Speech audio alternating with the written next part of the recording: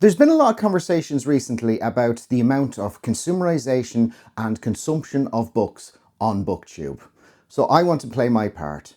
So here are almost 30 books that I've bought. Overconsumption.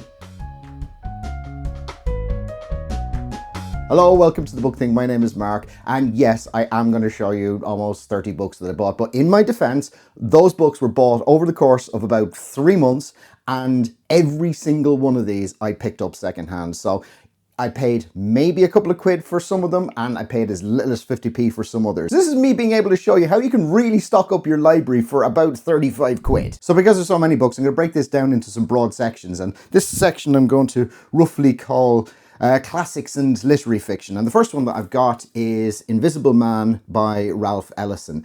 This is a book that was published in about the 1940s and is from the perspective of an unnamed black protagonist. And this is going through his various different parts of his life and looking at a lot of the social issues that were facing black people in American society at the time. Apparently it's excellent. I've never read it, so we'll see what that one's like. Next up, I've got Tender is the Night by F. Scott Fitzgerald.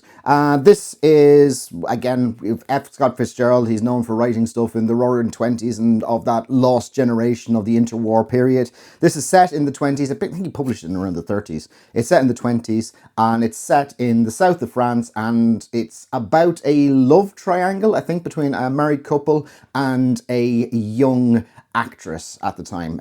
So the only F. Scott Fitzgerald I've actually read is Great Gatsby, which is kind of the one everyone's read. I really enjoyed it.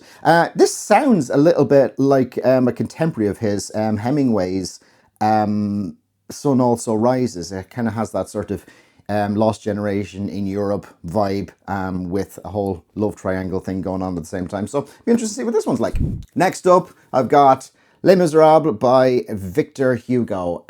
This is huge. I mean, look at it. So this is obviously the classic story of the character of Jean Valjean, the ex-convict, and the obsession of the Inspector Javert, who is trying to track him down and, as he sees it, bring him to justice. And it's all set around the time of the French Revolution and spans many, many years as well. It's a classic for a reason. I've never read it. Looking forward to giving this one a go.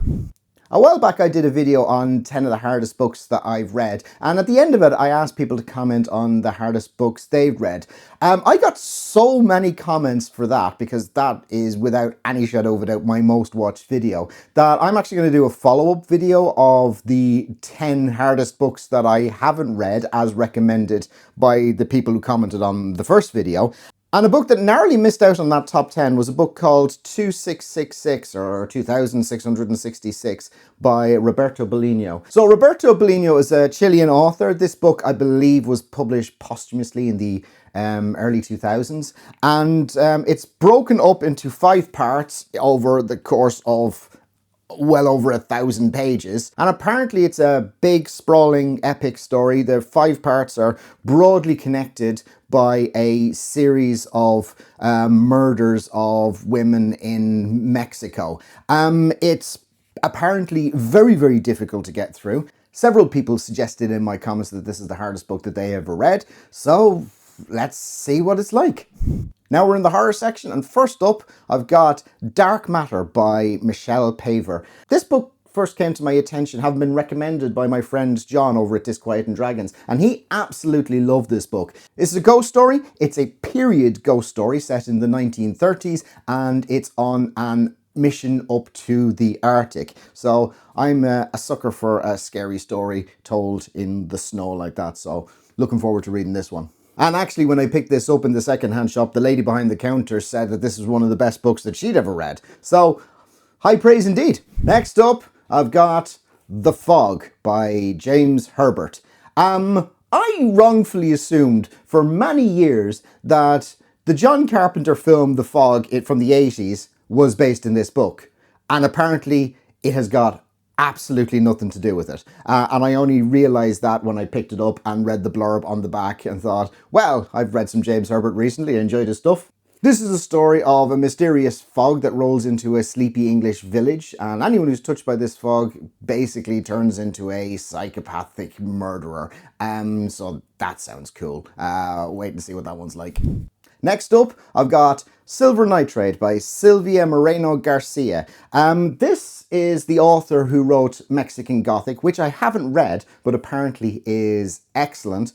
And this is the story of a sound editor who is approached to work on a film that was created by Nazi occultists, and then weird stuff happens. You got movie editing, you've got Nazis, you've got the occult. What's not to like? Next up, I've got My Heart is a Chainsaw by Stephen Graham Jones. I have only read 2 Stephen Graham Jones books. I read The Only Good Indians, and I recently finished The Buffalo Hunter, which I absolutely loved. So I picked up My Heart is a Chainsaw as well. I know Stephen Graham Jones tends to be a little bit divisive, so people love or hate his stuff. So I'm really interested to see what this one's like. I think this is one of the more divisive ones of his. It's the story of a teenage girl who is very, very interested in horror and slasher films, and a series of murders happens in her town, and she believes it is being perpetrated by a movie type slasher and is struggling to get people to believe her. That sounds cool. And I've liked everything that I've read of Stephen Graham Jones so far, so we'll see. And the other one I managed to pick up was The Call of Cthulhu and Other Stories by H.P. Lovecraft.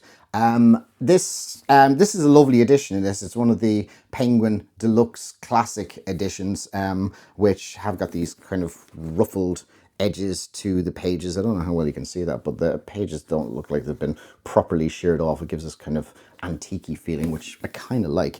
I've read Call of Cthulhu and I've read Shadow over Innsmouth, but those are the only 2 stories that I've read from this book, and it was 50p. I couldn't leave it in the shop.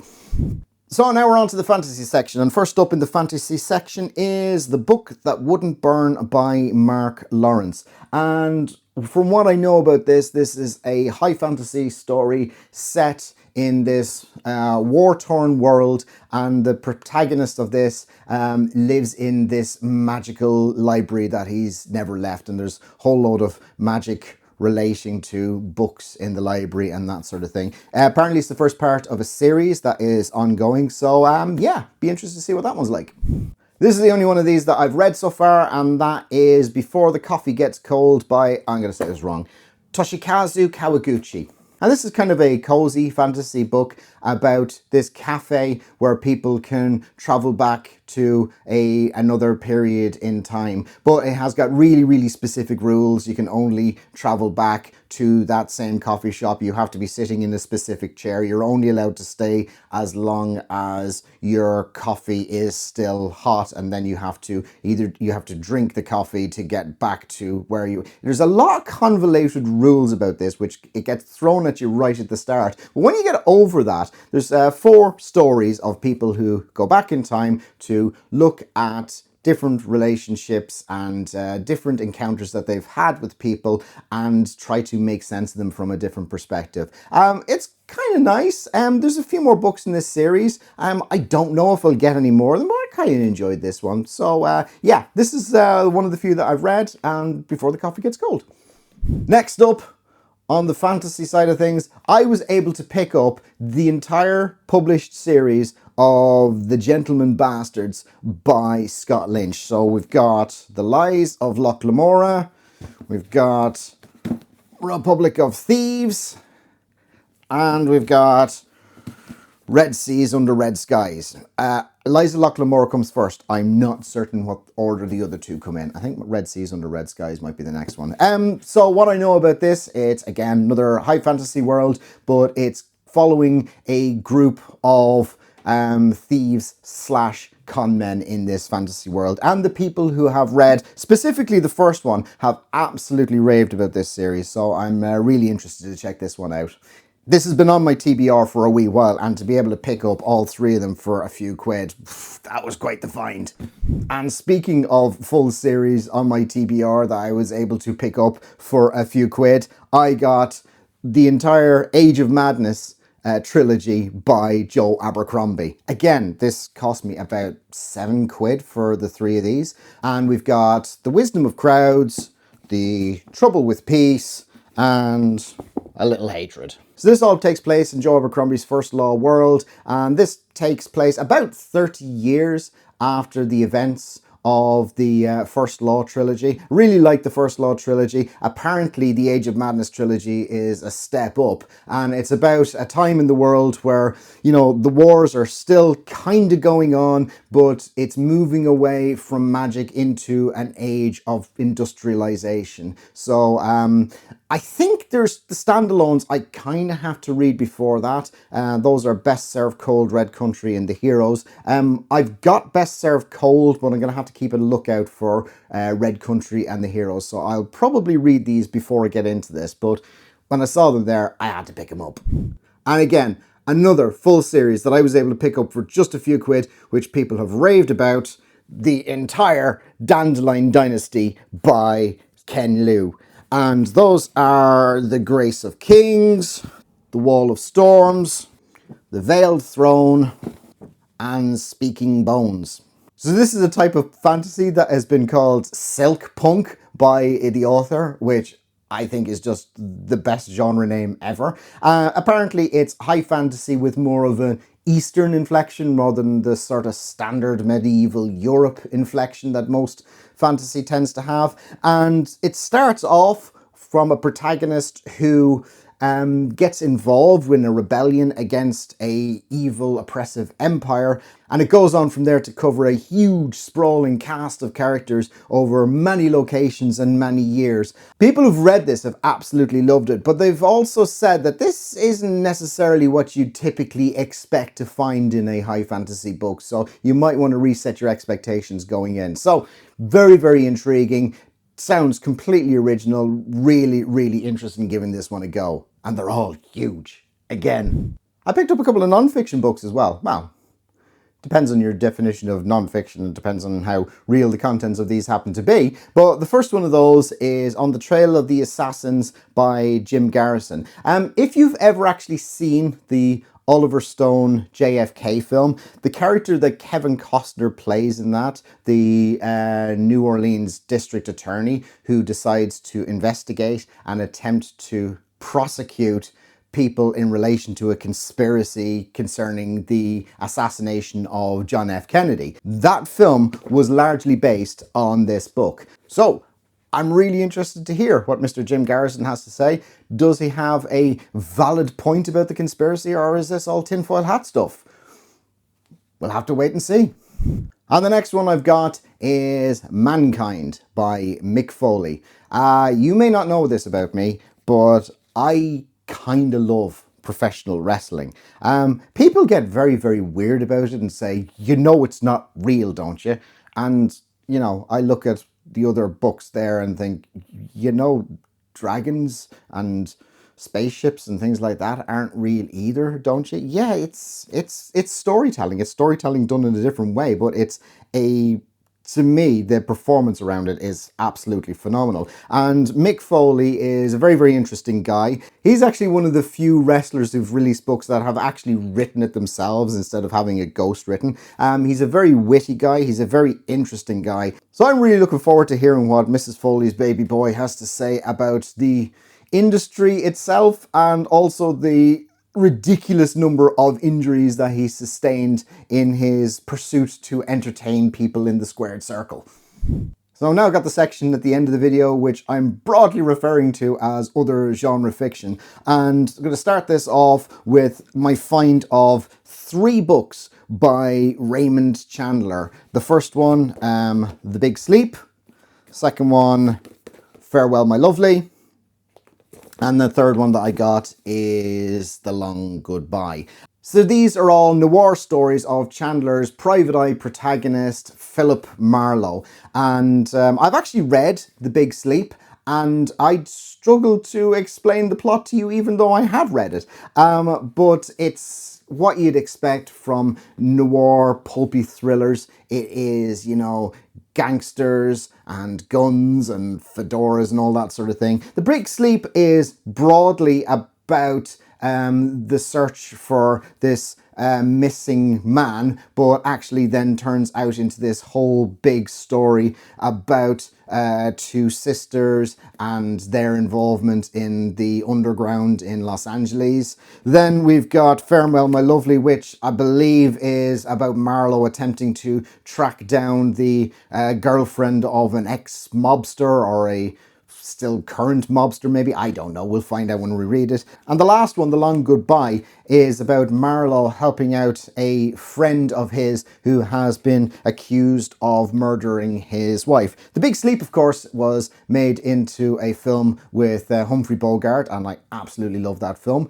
Farewell My Lovely was also made into a film with Robert Mitchum as Philip Marlowe, and The Long Goodbye was made into one in the 70s by Robert Altman, and it was actually set during the 70s in LA, so it wasn't at the Noir times, and it had Elliot Gould playing Philip Marlowe, and he played it quite differently to Mitchum and Bogart, so he wasn't kind of the suave detective that we see in the noir thrillers. He's more of this sort of shabby character who, you know, can't even get his cat to do what he wants. Here's an interesting little fact about The Long Goodbye. In that film, Elliot Gould is held by this gangster and the heavies that he employs with him, and one of those heavies is played by a very young Austrian bodybuilder by the name of Arnold Schwarzenegger in one of his first film parts. So there you go, bit of trivia for you. Next up, we've got The Heart in Winter by Kevin Barry, and this is a Western actually, and it's set in Montana, and it is about this Irish immigrant character who ends up running away with the wife of another man, and they go on these sort of adventures being chased down, and it's kind of a bit of a Bonnie and Clyde thing, I think. I first heard about this from Jay at Paperback Journeys. He read that earlier this year, and this lived in his top 10 for a large chunk of the year as well. So he really enjoyed that. So yeah, I'm looking forward to checking this one out. Speaking of recommendations from other booktubers, I got Roadside Picnic by Arkady and Boris Strugatsky, and this was recommended very highly by Aaron at Aaron Read a Book. It's actually recommended by Jay at Paperback Journeys as well. This is a science fiction, and it's basically set in a world where aliens have visited, but they didn't contact anyone. They just left a whole load of crap behind them.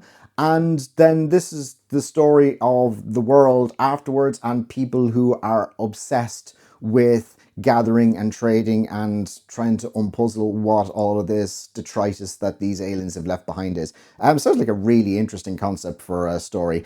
And again, speaking of booktuber recommendations, the final book that I was able to pick up was Boy's Life by Robert McCammon. Now, this is, I believe, Cliff at Cliff Stark Gems' favorite book by his favorite author, Robert McCammon. And he has been recommending reading this for such a long time that he absolutely insists that everyone reads this. Now, Robert McCammon's books have been out of print in the UK for years. So Robert McCammon books in the UK are about as common as rocking horse shit. So this was a particularly good find for me, and I picked this up for 50p. So this is set in the 60s. It's about a young boy and a father who, I believe they find this body of a man in a car that's been dumped in a lake or something like that. All I know is that Cliff has raved about this book for a very long time, and I've got to read it.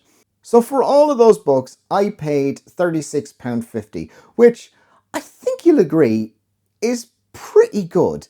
So I don't think I'm too guilty of over-consumerizing BookTube. I may well be guilty of taking up too much space with books in my house, but I feel that that's probably a me and my wife problem and not a me and a BookTube problem.